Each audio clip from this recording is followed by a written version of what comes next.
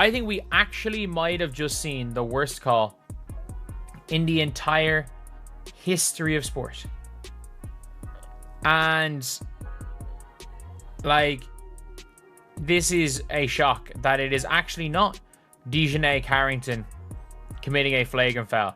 DiJonai Carrington got flagrantly fouled. In 2024, DiJonai Carrington was riding the kind of wave every WNBA player dreams of. She wasn't just another name in the league. She was the most improved player, a defensive powerhouse, and the kind of high-energy presence that could change the momentum of a game in seconds. Her grit, hustle, and fearless style had made her a fan favorite in Connecticut. But when she was traded to the Dallas Wings in February 2025, the narrative started to shift. The move was supposed to elevate both her career and Dallas's playoff hopes. Instead, it would become the beginning of a very different story.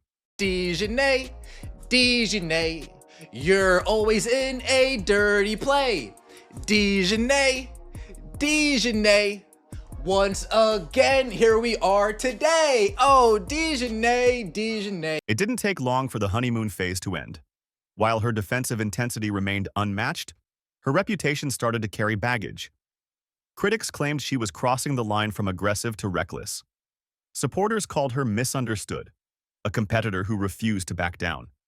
But as the season unfolded, incidents began stacking up. Fans weren't just debating her plays, they were questioning her entire approach to the game.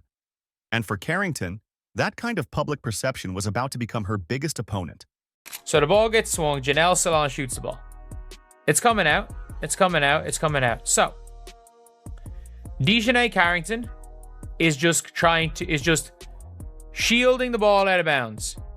She's just shielding the ball out of bounds, as you do. And Tiffany Hayes tackles her to the ground. Tackles her to the ground. Her breakout season had set the bar high, but reputations in sports are fragile.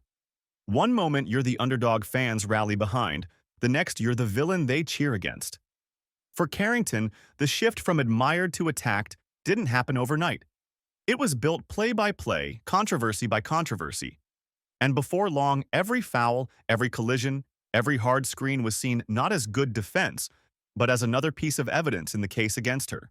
Does not look nor play like she's 35. Okay, she be bringing it to them girls each and every night. She got that, acting like that face harness, okay, like to protect her face, her eyes, her nose, whatever that is. She be look like a dominatrix to me. I'd be like, bro, who is that? She looks like it's giving Scarecrow or like a Black Raven vibe, okay, like a hawk.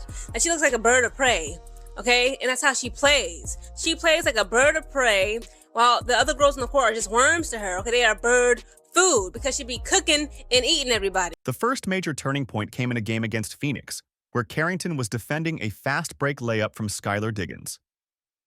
As Diggins rose for the basket, Carrington's arm connected near her head, sending the veteran guard crashing to the floor. The refs didn't hesitate, flagrant one. It was a call that split the basketball community right down the middle.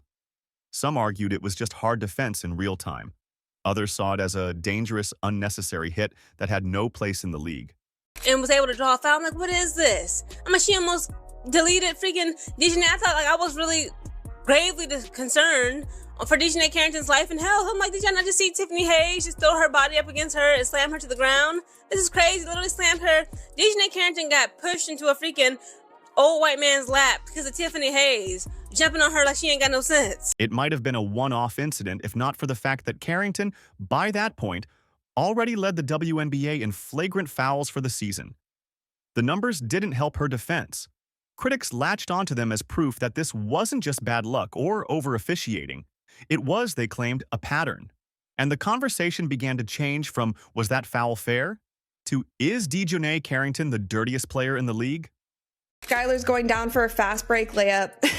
DiJonai winds up and smacks her across the head, and Skylar is on the ground having a hard time getting up. But this was something where people are saying, okay, DiJonai, this is happening a little bit too much for my liking. These hard fouls, these reckless plays are happening a little bit too much. And I want to show you guys one more play that was also in that game that actually injured Gabby Williams. Now, if you watch here, Gabby Williams is going up for a little mid-range jumper. DiJonai jumps to try to block her, and she comes down to where Gabby Williams doesn't have enough landing space. So she lands in her landing space, and then Gabby Williams rolls her ankle. If you're watching this and you want to see the full breakdowns of every controversial play and get more WNBA stories that the mainstream won't tell you, now's the perfect time to subscribe.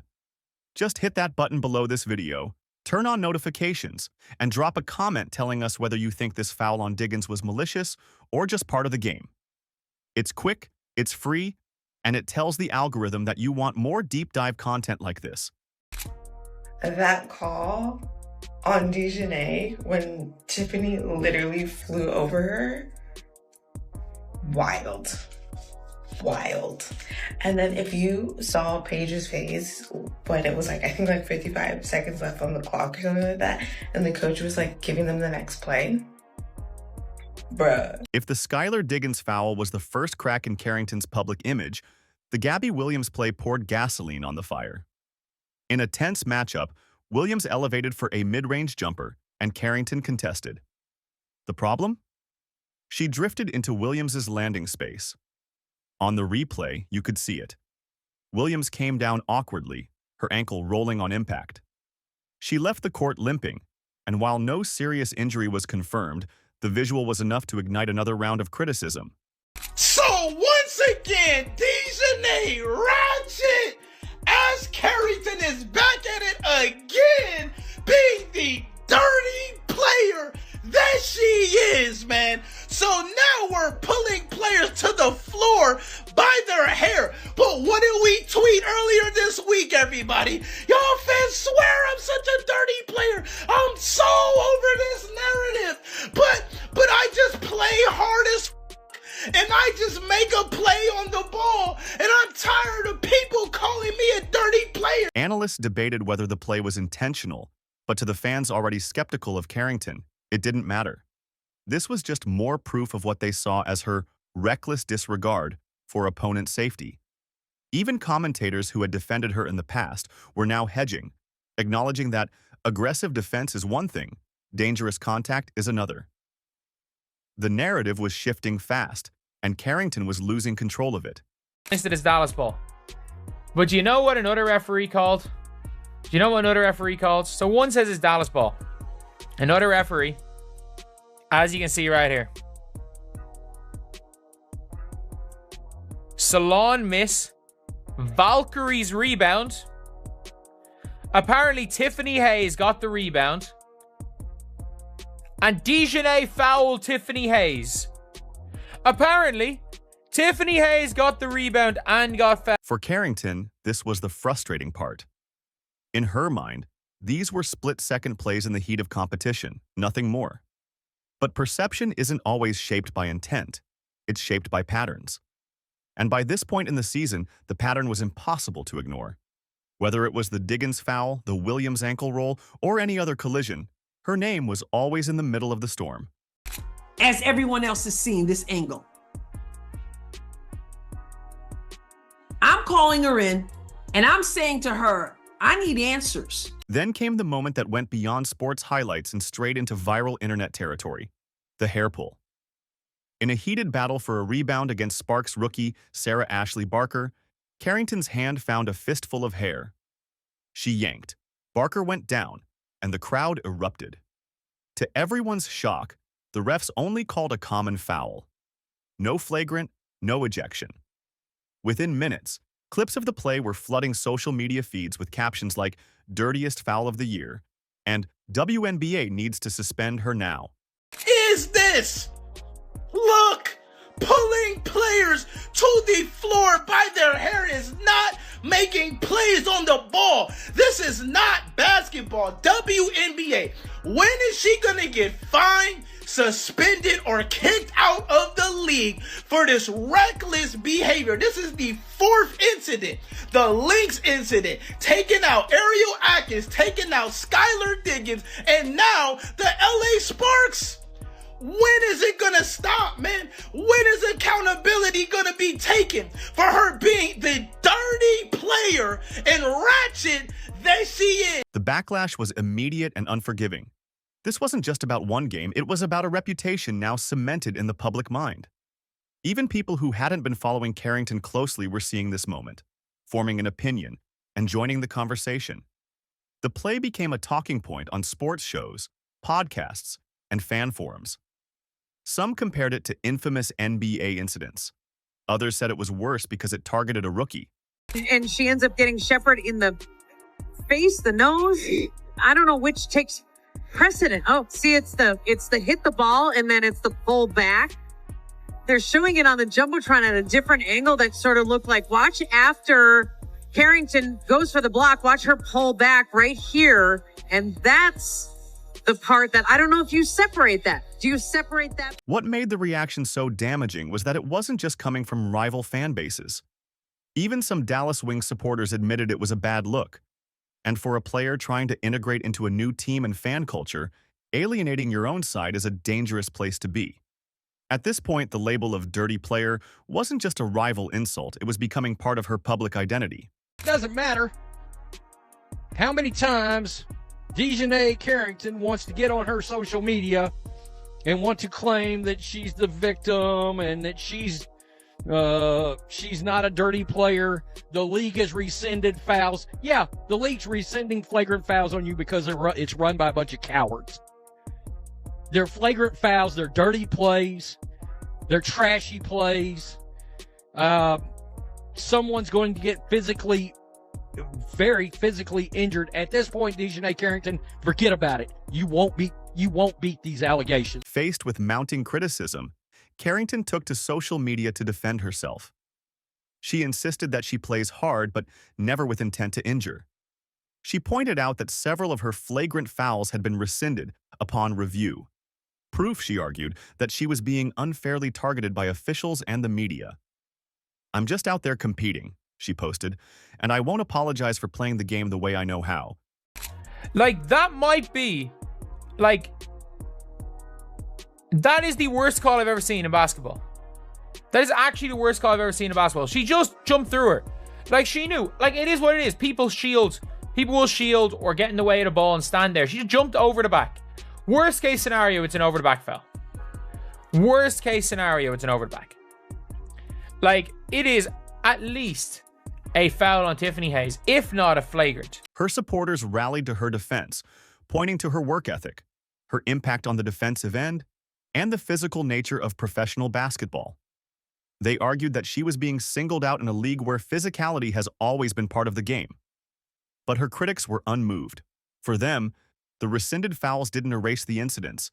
They just showed that she was adept at pushing the limits without crossing the technical line. Will not. Of course they're rescinding the fouls. That's what this league does. All right?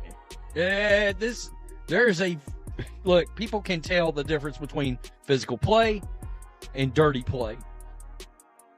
And now there's a laundry list of evidence. Look, at this point, DiJonai Carrington should have been suspended, fined multiple times over.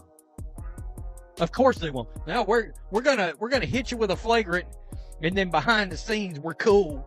We're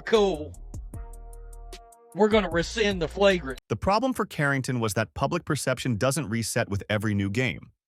Once a player is branded as reckless, every subsequent play is viewed through that lens. Even a clean block or routine screen can be spun as aggressive or malicious.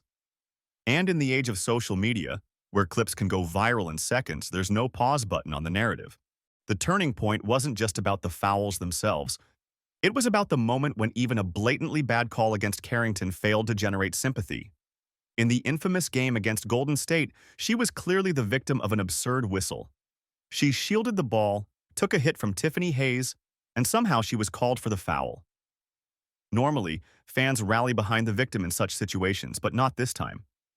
Instead, the internet celebrated it as karma.